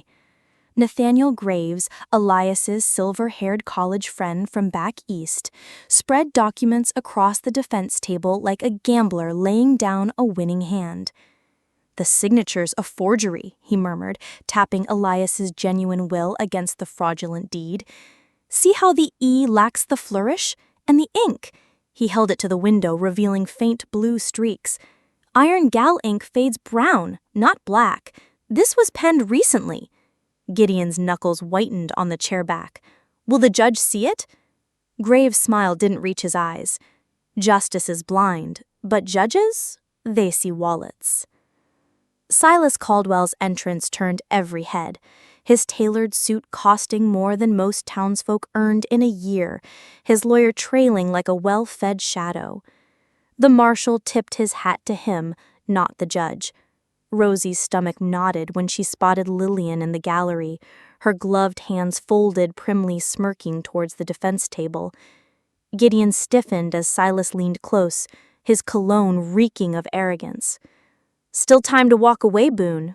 Sign the ranch over and I'll let you keep that pretty wife of yours." Rosy stepped between them, her borrowed silk skirt swishing. "Funny, I was about to offer you the same mercy." The gavel cracked. Judge Holloway, a man with whiskey veins mapping his nose, peered at Graves over spectacles. "This court recognizes the contested sale of Lone Star Ranch. Plaintiff presents deed, dated April 3rd, 1885. Silas's lawyer produced a notarized document signed by 2 witnesses, Pastor Eli, now conspicuously absent, and Tom Fletcher, the livery owner. Graves stood slowly. "Your Honor, We submit this affidavit from Mr. Fletcher stating he never witnessed such a signing. And this, he unveiled Elias's leather-bound journal. Entries up to his death mention no sale, only plans to expand grazing land. The gallery erupted. Holloway's gavel thundered. Order! Mr. Caldwell! Silas straightened, oozing charm. Your Honor, grief makes men irrational. Boone can't accept his brother's financial decisions. He gestured to the journal. And surely a man planning expansion would need capital, say from a land sale. Gideon lunged up, his chair screeching. Elias would have told me. The judge sighed. Sit down, Mr. Boone. Dead men's intentions hold little weight against signed papers. Rosy's pulse hammered as Graves played his final card, a faded photograph of Elias and Gideon before the ranch house, dated a week before the alleged sale. Does this look like a man preparing to abandon his life's work? The image showed Elias grinning, arms slung around Gideon as they painted new corral fences. Silas's lawyer scoffed. Sentimentality isn't evidence. Holloway rubbed his temples. Unless you have concrete proof of forgery, I'm inclined to— What about a confession? The doors banged open. Martha marched in, dragging a shabby drifter by his collar. The man's face was a roadmap of bruises. Meet Joe Pike, she announced, former Caldwell ranch hand. Seems he's got quite the story about being paid to pose as a rustler the night Elias died. The gallery exploded. Holloway's gavel snapped like gunshots. Gideon froze, his face draining of color, as Pike muttered, Silas said it'd just be a scare. Didn't know nobody was supposed to get shot. Chaos consumed the courtroom. Reporters scribbling, Lillian fleeing, Silas roaring at his lawyer. Holloway finally shouted, Marshal, detain Mr. Caldwell for questioning. But the lawman hesitated, hand on his pistol. Gideon moved like lightning, blocking the marshal's draw. Try it, he growled. Rosy grabbed the judge's attention. Your Honor, this proves Silas murdered Elias to steal the land. That deed's as fake as his innocence. Holloway sagged. I'll need to review this new evidence. Outside, the winter sun did little to warm them. Graves mopped his brow. We bought time, but Holloway is in Silas's pocket. He'll stall until the railroad surveyors arrive. Gideon stared at the courthouse steps where Silas was already posting bail. Then we force his hand. Rosy gripped his arm. How? His smile was grim. By giving the press a story even a corrupt judge can't ignore. That night, the Silver Bend Gazette printed an extra edition. Banker accused in murder for land scheme. By dawn, ranch hands from 3 counties gathered at Lone Star, their pitchforks and rifles glinting in the frost. Even Mabel Thornton's husband arrived, his preacher's collar stark against his work shirt. He told Rosy, Wife says it's time we picked a side. Annie, perched on Gideon's shoulders, waved a tiny flag she'd made from scrap fabric. Are we having a party? Graves arrived at noon with grim news. Holloway's dismissed the case, says Pike's testimony is hearsay. The crowd erupted in curses. Gideon silenced them with a raised hand. Then we take it higher. He pulled Rosy aside, his voice raw.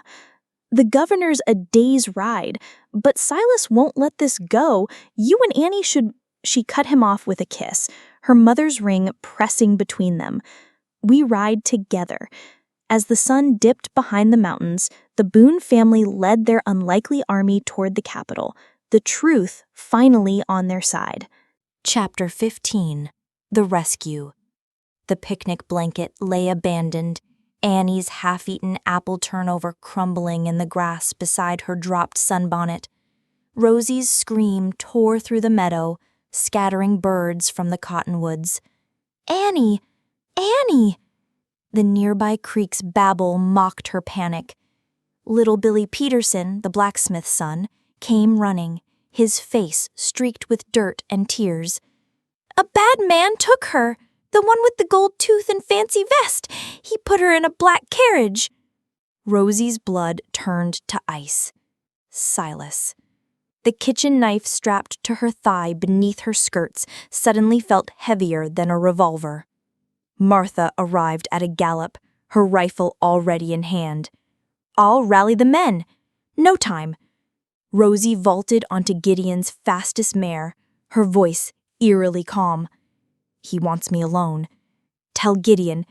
Tell him to follow the railroad tracks." Martha's protest died as Rosy kicked the horse into a frenzy, her mind replaying every horror story about Silas's negotiations. The wind whipped her hair loose from its pins as she passed the town limits, the knife's hilt biting into her palm. Silas's office above the bank loomed like a spider's nest, its windows dark except for one flickering lamp. Rosy took the stairs 2 at a time, bursting through the door without knocking. The scene froze her mid-step. Annie perched stiffly on a velvet settee, her hands clutching a too large teacup. Silas crouched before her like a grotesque uncle offering candy. "Ah, Mrs. Boone, so prompt." His gold tooth glinted. "We were just discussing how Papa could still keep his ranch if Mama signed a few papers." Annie's eyes locked onto Rosy's, wide with fear but dry. Her brave girl. "He said you'd come play tea party," the child whispered. Rosy's knife hand trembled. "Step away from her, Silas." He sighed, straightening his cuffs. Now, no need for dramatics." A floorboard creaked behind Rosy. The marshal blocked the door, his pistol drawn. Silas tutted. "You brought a knife to a gunfight. How quaint." The office door exploded inward. Gideon filled the doorway, his Colt trained on the marshal's head. "Drop it." The lawman hesitated until Gideon's hammer cocked. The gun clattered to the floor. Silas sighed. "Really, Boone, breaking and entering." Gideon's smile was feral. "Funny, I don't see any breaking." He nodded to the window where Chester's grizzled face appeared, his shotgun barrel resting on the sill. "Just neighbors checking on a little girl." Silas's composure cracked. "You'll hang for this." Annie chose that moment to accidentally spill her tea down his pristine trousers. As he recoiled, Rosy lunged, yanking Annie behind her while Gideon advanced. "You're done, Caldwell. The governor's got Pike's sworn testimony. Only question is..." A gunshot shattered the window. Chester roared as blood bloomed on his shoulder. Outside, shouts erupted. Silas's hired guns had arrived. Chaos erupted. Gideon shoved Rosy and Annie behind the oak desk just as bullets peppered the walls. Silas scrambled for a drawer pistol, but Rosy's knife pinned his sleeve to the mahogany. "Next one goes between your eyes," she hissed. The marshal made a break for the door, colliding with Martha's rifle stock. "Downstairs," she barked. "We've got him surrounded." Gideon hauled Silas up by his lapels. "You touch my family again, I'll feed you to your own hogs." The banker's sneer faltered at the raw violence in Gideon's eyes. Outside, the gunfire ceased. Pastor Eli's voice carried up the stairs. "Stand down. The governor's men are here." Silas paled. Impossible! The office door burst open again, revealing a silver-haired man in a military-style coat flanked by armed riders. Governor Langford's gaze swept the room, lingering on Annie's tear-streaked face. "Mr. Caldwell, you're under arrest for kidnapping, fraud, and conspiracy to commit murder." As they dragged Silas away, Lillian's shrieks echoed from the street. Gideon collapsed to his knees, gathering Annie into his arms. "You okay, Sprout?" She nodded into his shoulder. "Knew you'd come." The ride home was silent but for Annie's sleepy murmurs against Rosy's chest. Gideon kept his horse close, his hand brushing Rosy's knee every few minutes as if to reassure himself they were real. The ranch lights glowed like beacons in the dark. Martha and Chester had ridden ahead. Fresh-baked bread and a patched-up Rusty greeted them at the door. Gideon barred it tight behind them, his voice rough.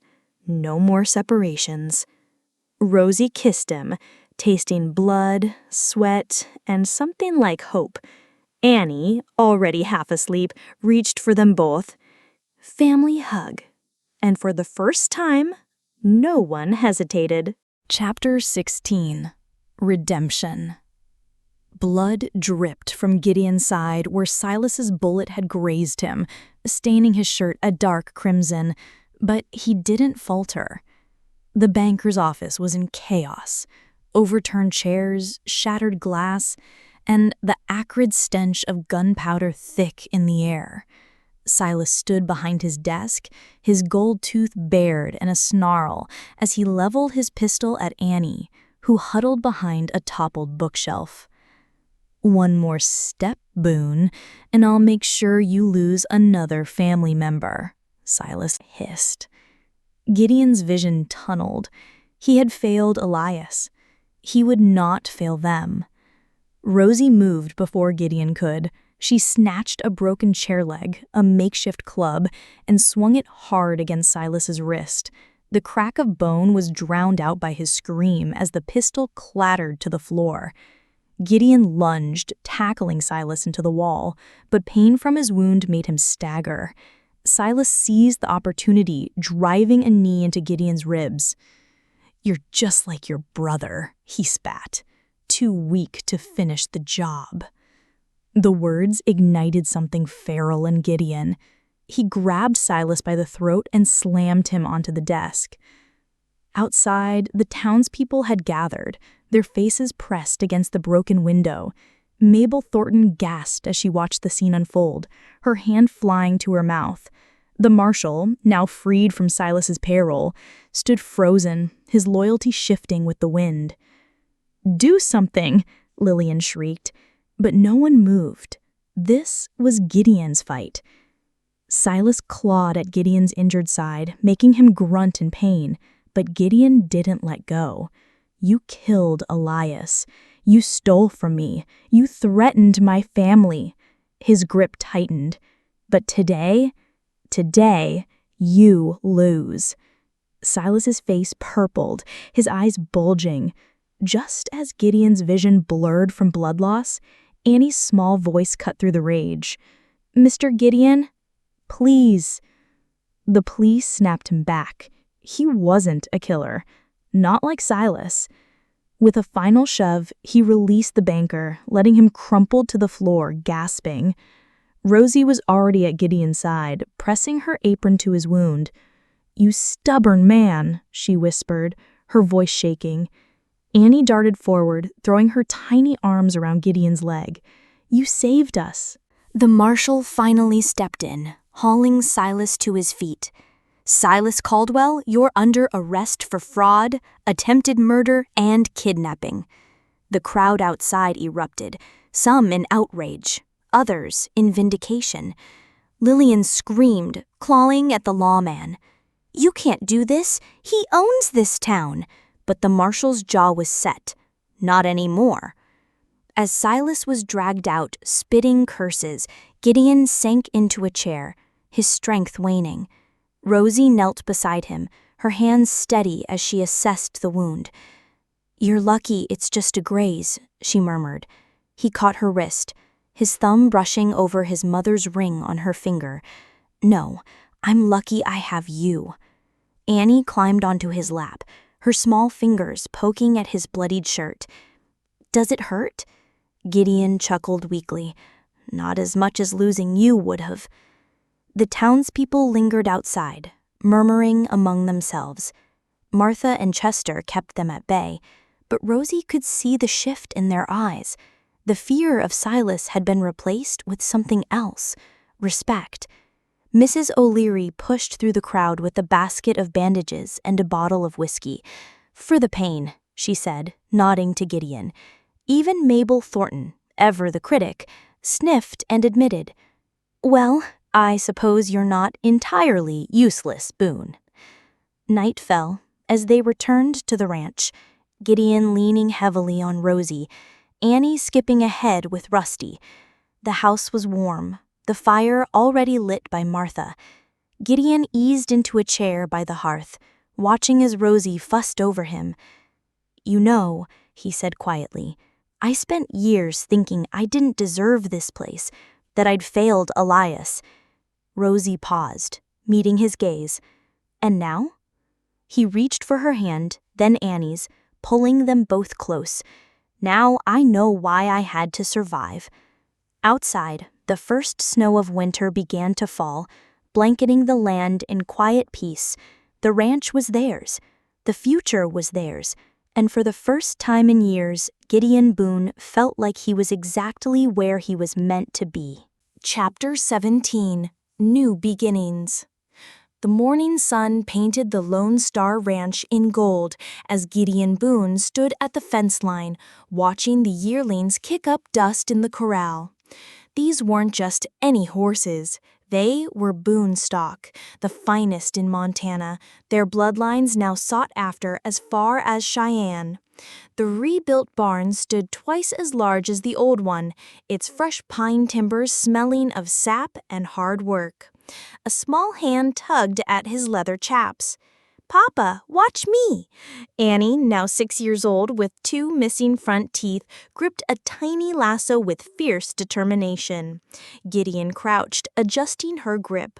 "Wrist loose, Sprout. It's all in the flick." Inside the ranch house, Rosy hummed as she kneaded bread dough, her rounded belly brushing the countertop with each movement. The scent of cinnamon and apples curled from the oven where a pie cooled. Mrs. Thornton's recipe, of all things. The woman had become an unlikely ally after Silas's trial, even teaching Rosy to bake. Through the window, she watched Gideon lift Annie onto the fence rail, guiding her small hands as she attempted to rope a patient old mare. The sight made her heart swell. How far they had come. The Harvest Festival banners flapped gaily over Main Street as the Boone family rode into town, Gideon on his prize stallion, Rosy side saddle on her gentle mare, and Annie wedged proudly between them. The townsfolk waved, not with polite tolerance anymore, but genuine warmth. Even the marshal tipped his hat. "Heard you sold 6 Mustangs to the cavalry," he called. Gideon nodded, "at triple last year's price." The man chuckled. Elias would have been proud. The name no longer brought pain, only quiet pride. The festival was a riot of color and noise, quilts hanging for judging, pies lined up on long tables, and children shrieking through sack races. Annie immediately dashed off to join the other kids, her braids flying. Rosy pressed a hand to her back, wincing as the baby kicked. Gideon's arm slid around her waist. "You all right?" She smiled up at him. "Just reminding me he's there." His eyebrows shot up. "He?" Rosy laughed, or she. Some surprises are worth keeping. At the livestock auction, Gideon stood shoulder to shoulder with Chester and Martha as the Lone Star horses fetched top dollar. The old cowboy wiped his eyes when Gideon handed him a fat envelope. "What's this?" "Your cut, partner." Martha whooped, clapping Chester on the back. Nearby, Pastor Eli blessed the food with an unusually short prayer, interrupted by his toddler granddaughter yanking on his coat. Progress, Rosy thought, biting into a caramel apple. Dusk brought lanterns and fiddles. As the first dance began, Gideon surprised everyone by sweeping Annie into his arms and spinning her around the makeshift dance floor. The child's giggles bubbled over as her boots dangled above his polished ones. Rosy watched from the sidelines, her hands resting on her belly until Mrs. O'Leary nudged her. "That man's a far cry from the scowling rancher who brought a mail-order Bright to town." Rosy's eyes misted. "We both are." The night reached its peak when the fiddler struck up a waltz. Gideon deposited a sleepy Annie into Martha's lap and held out his hand to Rosie. "Dance with your husband, Mrs. Boone." The crowd parted as they moved together, Rosie's rounded belly between them, Gideon's hand warm at the small of her back. "Remember our first dance? When I stepped on your toes 6 times?" Rosie rested her head on his shoulder. "Now you only step on them twice." Fireworks blossomed overhead, painting their faces in bursts of color. Annie woke just long enough to gasp at the sparkles before conking out against Martha's shoulder again. Gideon pulled Rosie close, his lips brushing her temple. "Happy?" She looked around at their sleeping daughter, the glowing ranch in the distance, the life they'd built from ashes, and whispered, "Finally free." The ride home was quiet but for the crickets, and Rusty's happy panting as he trotted alongside the horses. Gideon carried Annie to bed, her limbs flopping like a rag doll. When he returned, Rosie was already under the quilts, her hair fanned across the pillow. He slid in beside her, his callous hand finding the curve of her belly. "Think they'll have your eyes?" Rosie yawned. "Hope they get your stubbornness." His chuckle rumbled against her back as the last lantern guttered out. Dawn came soft and pink. Gideon rose first as always, but paused in the doorway to look back at his family. Rosie curled around her pillow, Annie drooling on her stuffed horse, the cradle they'd carved last winter waiting expectantly. The ranch stretched beyond, alive with promise. He tipped his hat to Elias's memory before stepping into the light. Epilogue. 5 years later. The Lone Star Schoolhouse christening brought half the territory. Gideon Boone, now a territorial senator, stood beside his wife as their children, Annie, tow-headed Benjamin, and baby Charlotte, pulled the ribbon from the new building sign. The structure stood where Silas's bank had once loomed, its timber salvaged from the old barn. "Speech!" the crowd cheered. Gideon lifted Annie onto his shoulders. This land wasn't built by one man. It took a community. His days found Rosie, her smile as bright as the day they danced at the Harvest Festival. And it sure as hell wasn't saved by one either. As the children raced inside, Pastor Eli leaned over to Rosie. "Never thought I'd see the day Gideon Boone became a politician." She laughed. "Life's funny that way." On the ride home, Benjamin begged to stop at the creek.